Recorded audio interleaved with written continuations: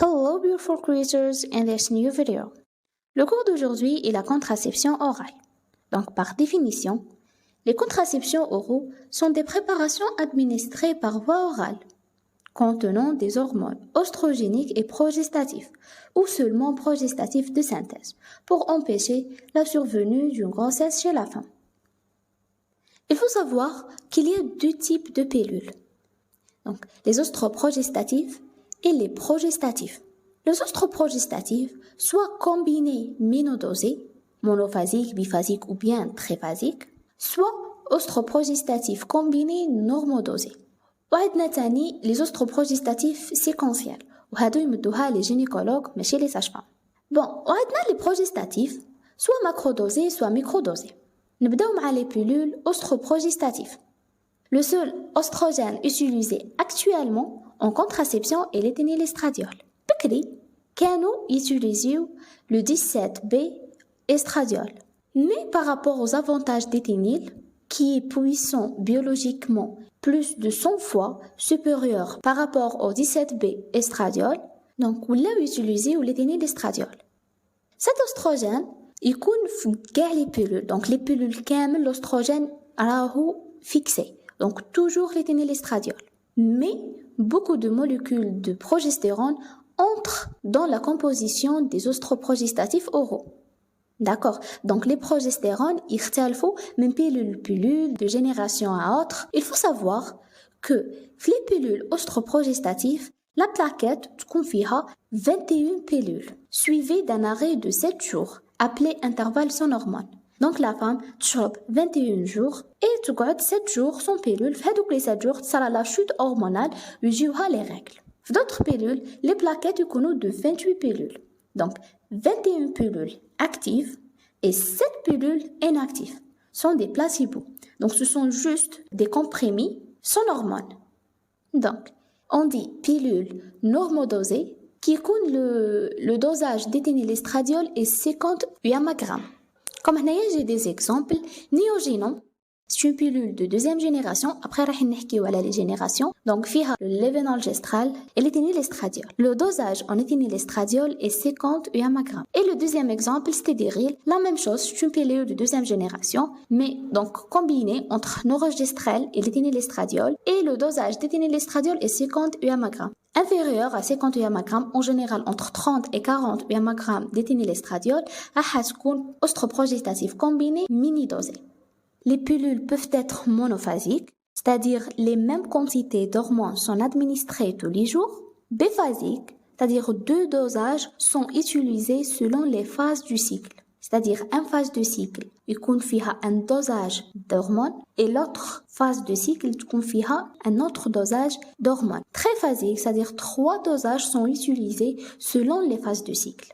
Et هذا السيستم تاع les phases كانوا يديروه باه يكون باش ينقصوا من les effets secondaires de pilules باه يكون قريب le cycle naturel.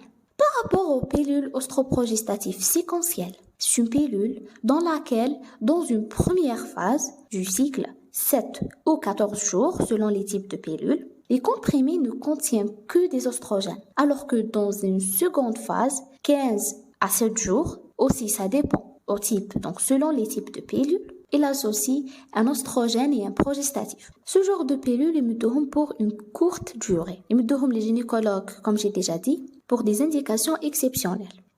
Les pilules مصنفين تاني تصنيفات suivant la génération.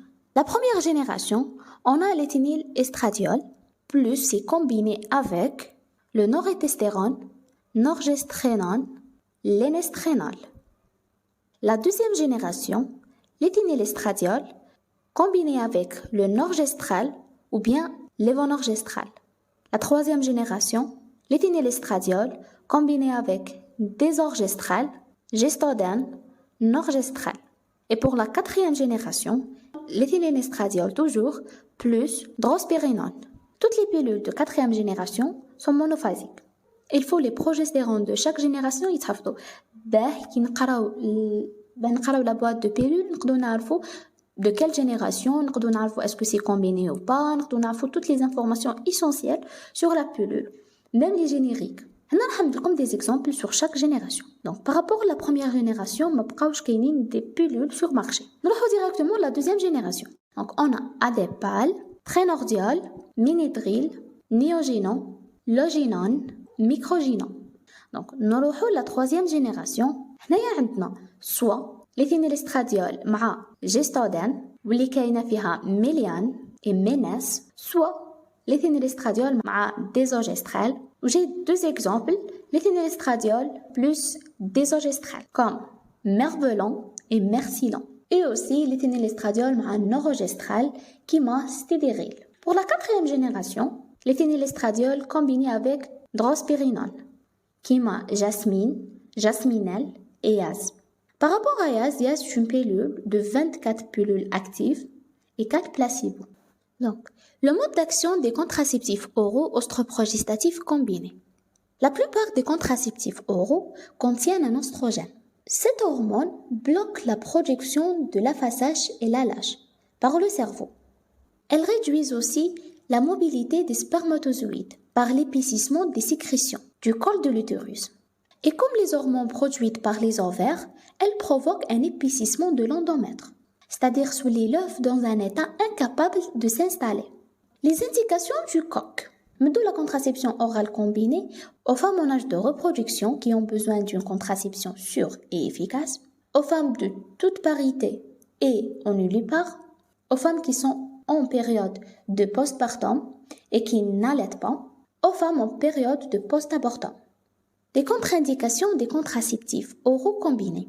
De par les contre-indications absolues. Donc, les antécédents d'accidents thromboemboliques artériels et veineux.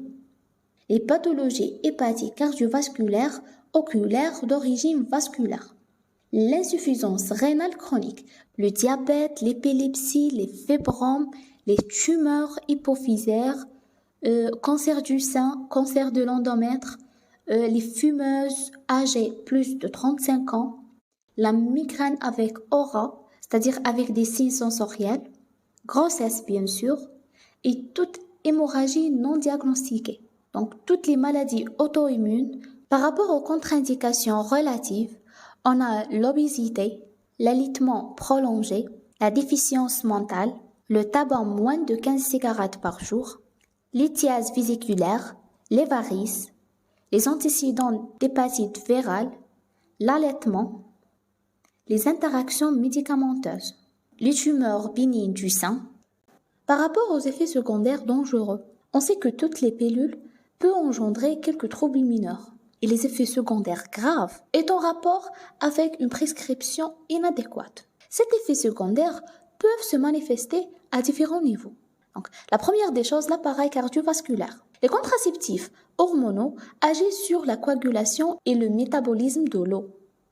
Donc, les modifications de la viscosité sanguine qui augmente, les facteurs de coagulation qui s'élèvent et les plaquettes dont l'adhésivité croît. Cette modification est engendrée par la composante oestrogénique, donc l'oestrogène.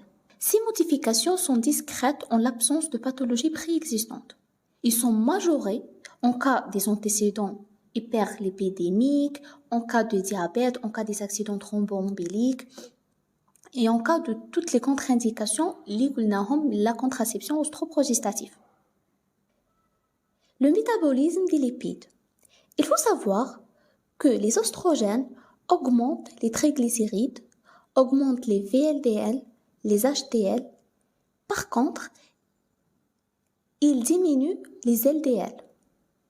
Et les progestatifs, donc ils disent le contraire, augmentent les LDL et diminuent le reste. Les effets globaux des ostroprogestatifs sur le métabolisme lipidique dépend de la dose de stéroïdes et de la nature du progestatif. Et donc d'une façon générale, il n'y a pas de pilule hypoglycéridémiante. S'il y a des perturbations, elles surviennent habituellement rapidement dans les premiers mois d'utilisation. Donc, et c'est ça l'intérêt du premier contrôle biologique après le début de la pilule. Donc, les femmes hyperlipidémiques ou bien qui deviennent sous pilule hyperlipidémiques doivent être considérées à haut risque vasculaire. Quatrièmement, le métabolisme glucidique. Les ostroprogestatifs réalisent un état d'insulinorésistance périphérique et d'hyperinsulinisme. Et ce phénomène est dû aux progestatifs, car les progestatifs diminuent le nombre de récepteurs à l'insuline. Les ostroprogestatifs n'induisent pas un diabète, mais les ostroprogestatifs aggravent le diabète et aussi favorisent les risques cardiovasculaires chez les diabétiques. Les ostroprogestatifs oraux sont contre-indiqués absolument chez les diabétiques non insulinodépendants. Et le foie, les oestrogènes ont une action hépatotoxicité du fait de leur action cholestatique latente chez certaines femmes prédisposées ou bien ayant des antécédents personnels ou bien familiales de cholestase. Donc la pilule augmente le risque de complications inflammatoires vésiculaires et accélère le processus lithiase. Donc ce processus, normalement, il est faible lorsqu'il s'agit de mini-pilules. Et il y aurait une augmentation même des tumeurs hépatiques à type d'adénome. Donc, et toujours le risque augmente avec les doses de stéroïdes et la durée d'utilisation. Et par rapport aux autres effets secondaires indésirables, donc ils sont nombreux et on note en particulier les mastodinies, les céphalées et les migraines, les troubles de caractère, les troubles digestifs, les diminutions, donc une diminution de la libido, des jambes lourdes, les modifications des règles, les spootings et des candidoses vaginales récidivantes. Pour conclure, on donne les coques après 6 semaines du postpartum à cause des risques thromboemboliques. Et c'est ça pour la première partie. Thank you for watching and break a leg.